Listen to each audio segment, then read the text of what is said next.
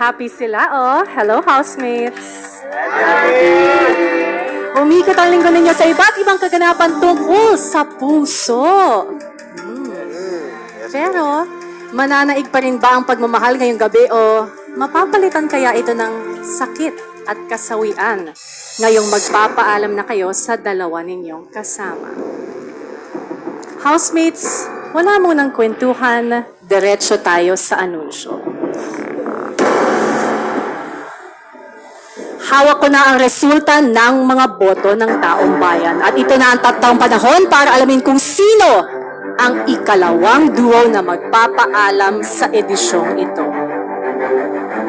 Charlie and Kira, tunay nga bang natuto at nagbago kayo dahil sa mga aral na nakuha niyo sa loob ng bahay? O mas matututo kayo sa mga karanasan na naghihintay sa inyo dito sa outside world?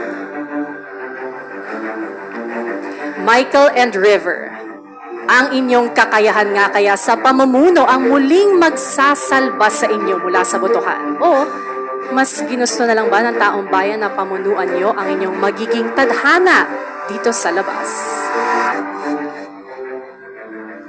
Ralph and AZ, sapat na ba ang pinakita nyong pagpapakatotoo sa loob ng bahay? O mas ma-appreciate ang inyong totoong pagkatao ng inyong mga loved ones here in the outside world?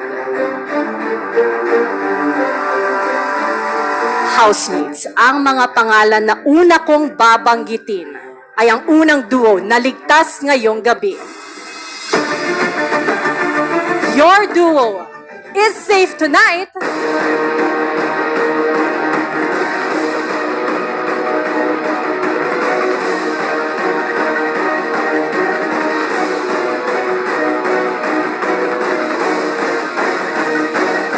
Michael and River, congratulations!